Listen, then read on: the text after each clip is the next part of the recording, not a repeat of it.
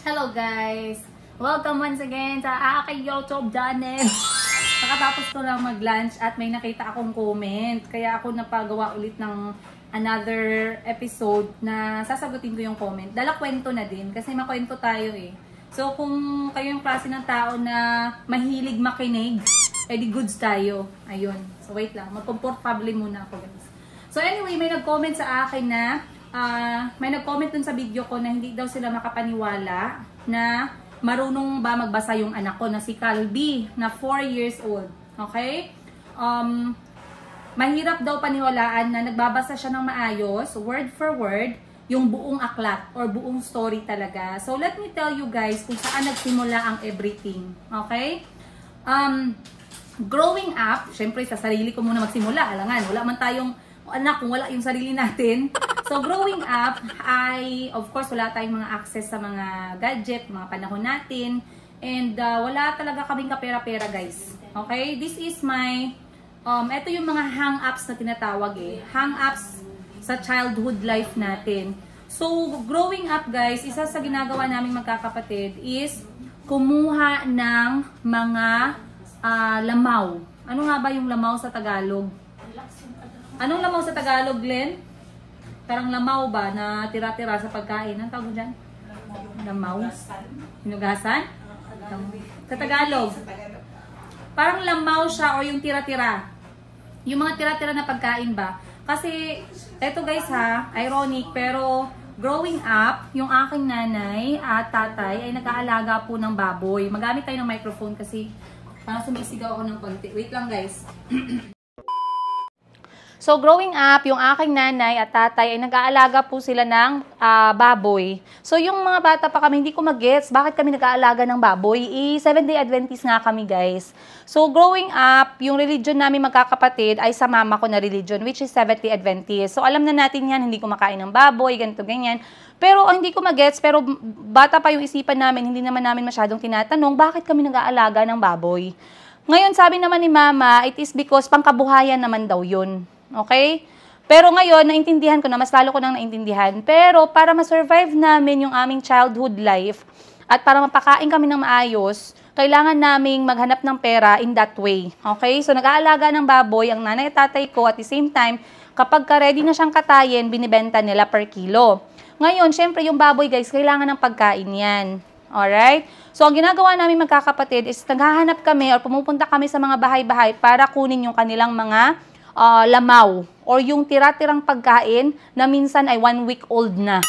Imagine nyo guys, yung iba inuuod na, yung iba mabaho na, excuse me sa mga kumakain, pero that's the truth.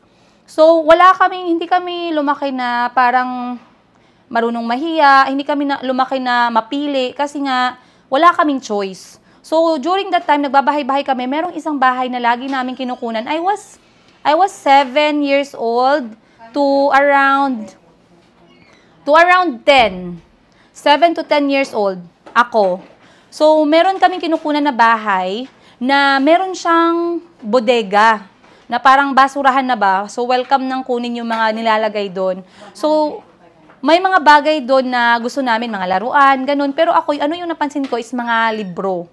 So, meron siyang mga tinatapon na libro. Actually, yung mga libro nga na yun, guys, hindi ko makakalimutan. Yung Bible story na meron pa yan siyang, hanap po yun. Meron po yan siyang parang series. Hindi ko alam kung maalala nyo or nakarelate kayo sa story na yan. Pero nakita ko yung mga books na yon. So for me, it was a really good thing kasi wala talaga kami guys. Walang gadget, wala kaming mga laruan. So kinukuha namin yung mga libro. So doon nag-start yung pagmamahal ko sa aklat. Next, sumunod doon is yung mahilig na ako magbasa talaga. And of course, dumaan tayo dun sa mga pocket books, yung nagdadalaga na. But then, when I had access for library, I enjoyed reading books. Kasi nga, yun lang yung feeling ko, entertainment that time, na ma-afford namin.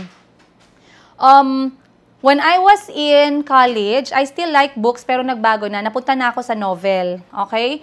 There's a different satisfaction in reading books or printed materials compared to looking at them or watching them from the TV or watching them from the cell phone, right? Iba yung satisfaction niya, iba yung calming effect niya, iba yung focus effect ng pagbabasa.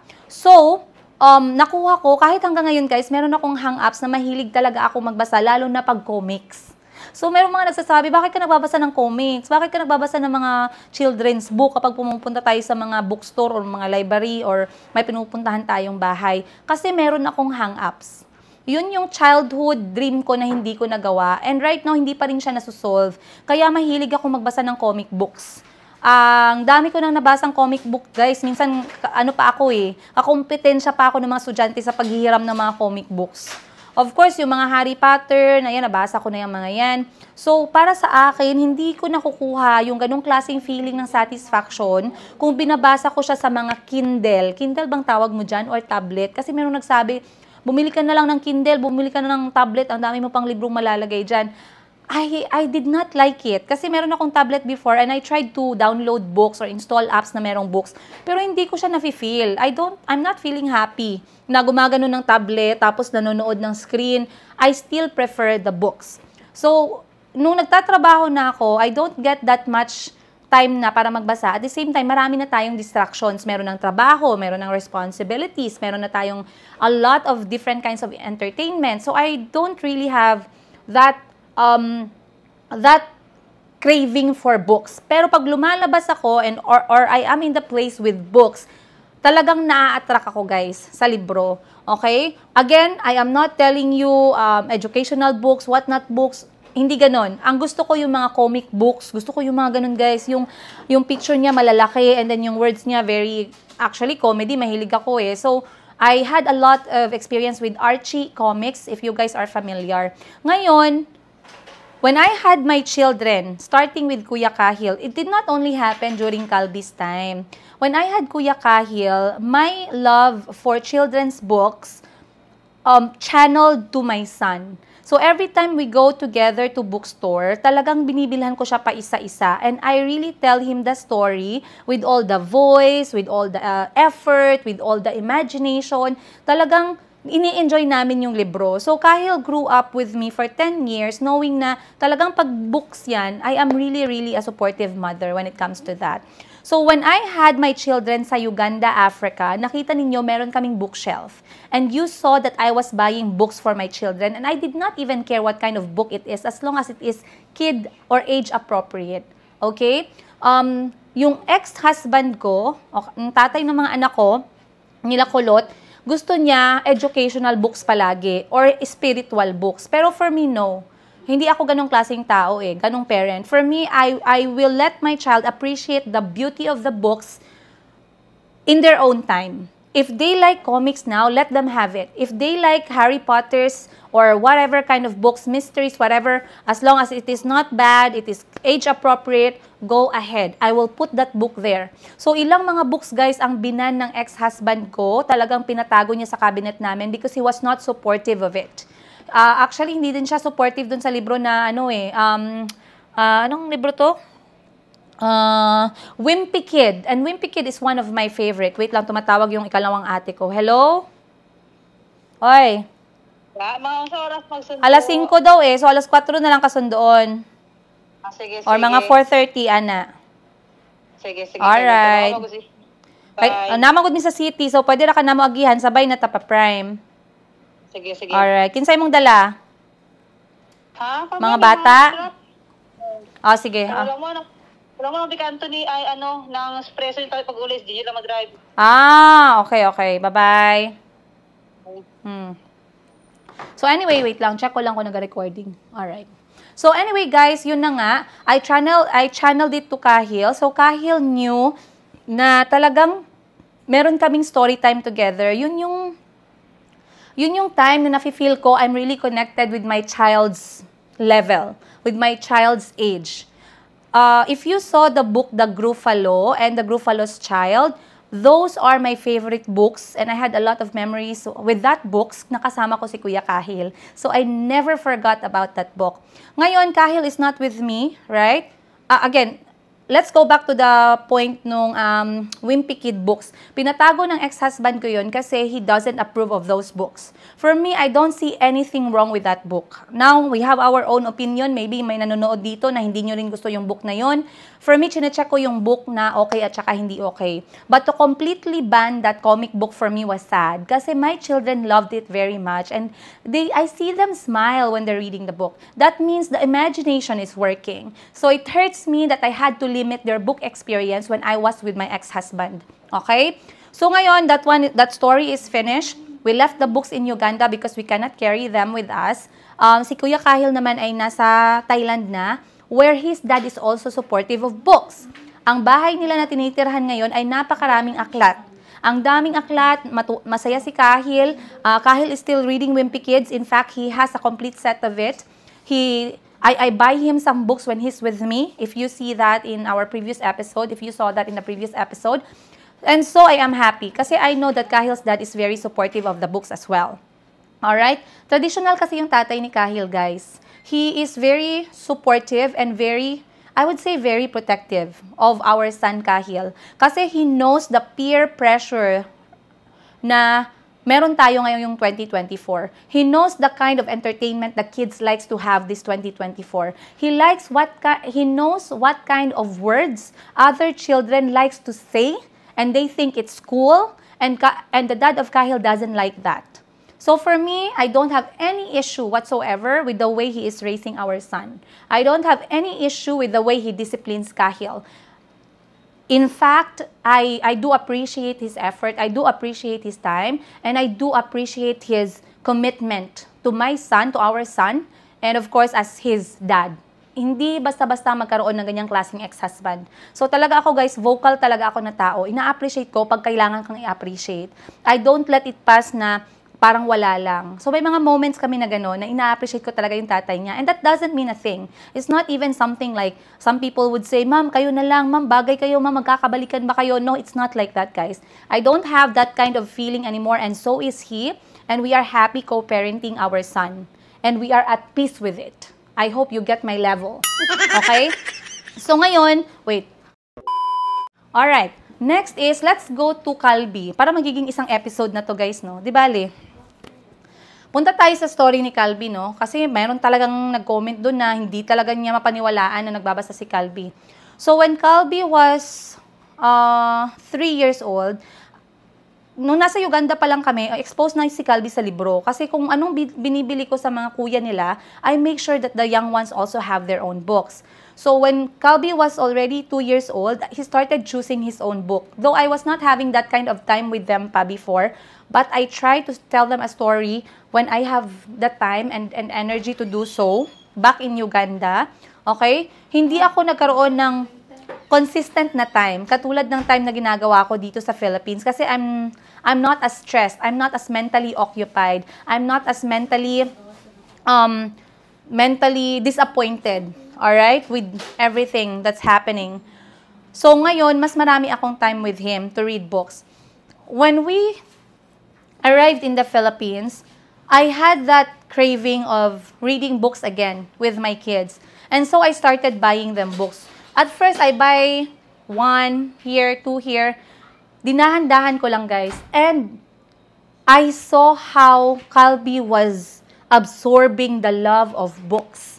I'm not even talking about just the pictures. Gusto niya lang yung mga picture. Gusto niya lang yung kulay. Gusto niya lang ganito. No.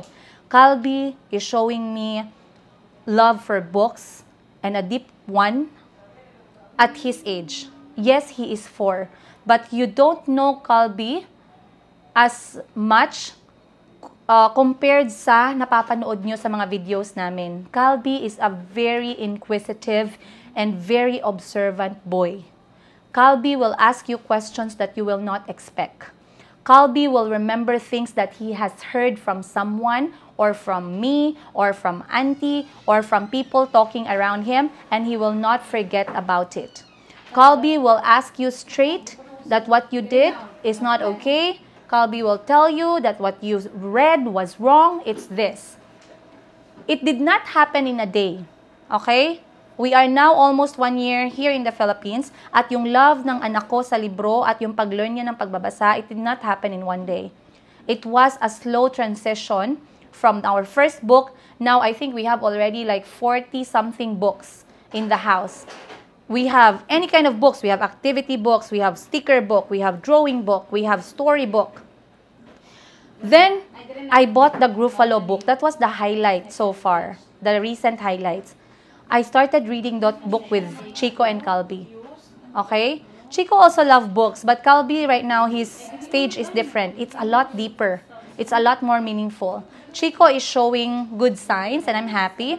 But when it comes to Calby, guys, he's not only there for the photos. He's there for the words. He's there for the meaning. He's there for the lesson between the lines. So I am extremely careful when I am reading books to my children. And knowing my attitude, guys, you know me. My facial expression, my voice changes. Meron din tayong mga sound effect. So kunyari nagbabasa ako ng Forest, ginagawa ko talaga gumaganong-ganon talaga ako, guys. With all the, tinitingnan ko yung mukha ng mga anak ko, how they feel when I say those extra efforts sa story, and I see them smile. I see them open their eyes, and I see them imagining what I'm trying to tell them. And that's because I enjoyed the book and every page of it with my children. At first, nakikinig lang si Calby. Pero ngayon, guys, he likes to listen. He likes to read, learn every single word, and then he will retell the story. He will retell the story depending on how he learned it from me. But one thing is for sure, pag nakikinig kayo kay Calby para magbasa ng aklat, he will have different voices. He will have different energy because he saw that from me. And I am very proud na kahit gaano ako ka-busy as nanay, I find time to be there at to be in the moment with my kids. Kahit na isang story lang yan. That is 5 to 10 minutes. And that is the only time that time for me, kung busy ako sa paghahanap ng pera pangbuhay sa mga anak ko, is enough. I am happy. I am satisfied. Of course, it's not enough, pero wala tayong magagawa kasi working single parent tayo, right? So ngayon, I got the Gruffalo book, I got a lot of books, and then he started reading every word of each book. He started remembering what I'm reading. So pinupoint ko yan, guys, and then hindi ko na kuha sa umpisa na tinatandaan niya pala yung words ng story. And then slowly he started reading the first page. And then after 5 minutes, he went to the second page. After 10 minutes, he went to the third page. After a day, he can read almost all the pages of the book. And then he will retell the story. And Calby will show you so much excitement before telling that story. He cannot wait. He's excited to make you feel what he felt when he was reading that book or when he was listening to that book. And he was so proud, always so proud, to show everyone that he can read that book, that he can retell you the story, that he can share you that world that he just saw. So, what is the most amazing feeling for me as nanay ng mga anak ko is to see them do something that they got from me. And it was good. Okay? It was positive. So, believe it or not, sa nag-comment na hindi ka makapaniwala, believe it or not, my child can read a book and he can read all of it. He can read all the pages of that book. Of course, we cannot go to a bookstore. He opens a book and reads them immediately. But when I read them a story, when I read them something, just know after 3 days, Calby will be able to read it on his own. And now he starts reading the story for his brother Chico and his sister Mayumi. And I couldn't be more proud, and my heart couldn't be more happier. Alright? Once again, proud single nanay here. If you guys have any thoughts about my story as a single nanay and the love of the books of my children and how I channeled it to them and how my kids started reading and how my kids started loving books, please let me know down below. You can comment, guys. And yeah, I will end this one with this simple sentence na it did not happen in a day. It requires time, it requires effort, it requires dedication, it requires love and sincerity. If that's too much from you right now as a parent, that's okay. But I just want to tell you guys that it's possible. Okay? It's really possible. And I'm a proud mother once again. Yun lang guys, I hope you enjoyed this episode. Let me know what you think and don't forget to like, subscribe, and press that bell button kung hindi nyo pa kami nasusundan. At ang kwento ng aking buhay as single nanay ng aking 4 na kulot, half Filipino, half African children. Much love from Princess Yiga. 3, go! Bahay ko po kahit munti ang alaman doon. Ay, sorry. Singkamas at talong, si the grill, yes, at money. Si Chow Batani. Tagalog book. Try again on your own. Kung ikaw. But I'm tired of singing. Okay.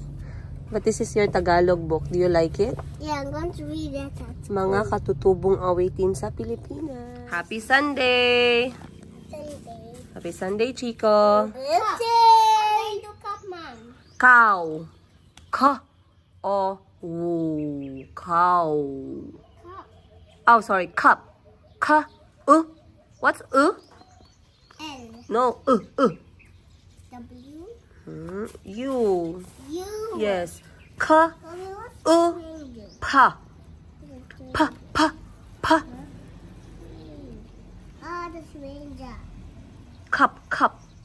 Let Calby spell first. Chico, you get your toys from inside also. No. Look na pinya. And Lola's still waiting for her to. What pinya did has already put. And Aling Soleng got sick. the mom noticed that she wanted Peanut to have so many eyes. What was these ones?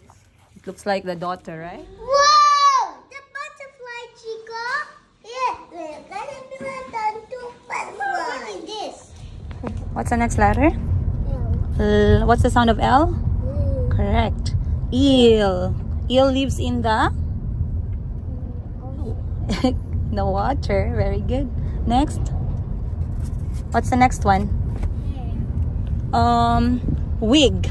It's not a real hair, so it's a wig. What's a wig? Wig is a fake hair. You can put it on. No. Yeah, like tip. Oh? E. E. With a dot. And then the last letter, I think you can do it. Tip. B. Correct. Good job.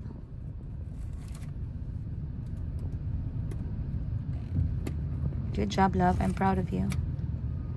You think that I'm a baby? Not true. I think of you as a big brother. You know that. Yeah, but I don't stand up on the car, so why do you think that I'm a baby? No, Calby. Seatbelt is not for babies. It's for everyone. Tito Jinjin, look. There's a seatbelt also, right? But for you, I'm not wearing it. Wow. What's your uniform today? Look for Z. Z. Matagal pa masyado ang Z. O sige, magkain muna ako ha. Mamaya ka na lang magkain. Let's eat at a beach. Okay. Magkain ako una. Antayin mo si Chico. Go? Antayin mo si Chico. Yeah, I ate. You will wait with Chico. You will wait, Chico. Ha? Oh, the difference. Chico? Those words are hurtful. Mama, even found all the difference. That's good. I read this book, right? Yes. You like it? Yeah, when I was kid, I read this book, right? Yes. Did you show Auntie your book? Mom, is it true? Mom, is it true when I read this book when I was a kid? Yes. Oh, so I read this book, but where's the book now? No, it's a first time. Oh, it's the first time. Yeah. Through the tall green Okay. Through the tall green Show Auntie, go. Are the real cubs stretches? A little house Ganun siya, no? stretches With a great big yawn. with a great big yawn. Cub and fox become friends. They soon play every day. Dog feels much more calm. Mommy, The dog is sleeping somewhere else may stop a bit upset. What the fuck did you like? What if she can't sleep? What if it's punishment? Mom, the fastest story. The what? The fastest story. Okay. The Speedy Tail by Velociraptor. Velociraptor are fast dinosaurs. How do you say the name? Fast. Velociraptor. Raptor. Why do you think? What do you see in the picture? A 12. It's like dinosaur, like looks like a bird.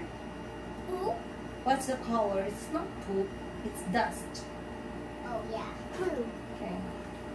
Millions of years ago, there was a velociraptor called Vicky. Vicky is super speedy. Everywhere she went in speed. Go to the left, go to the right, go turn around, go back home. Vicky is very fast. I gotta go, I cannot stop moving, she'd shout, ignoring her baby brothers and sisters as she rushed past her baby sisters and baby brothers. But it's very important to slow down every once in a while so you don't get into trouble. The end. How about you, Cubby? When you run around the house, what happens? You're trapped somewhere, or you fall, or you sleep, or you bump your head somewhere, or you get hurt. So that's what the dinosaurs were saying. You have to slow down.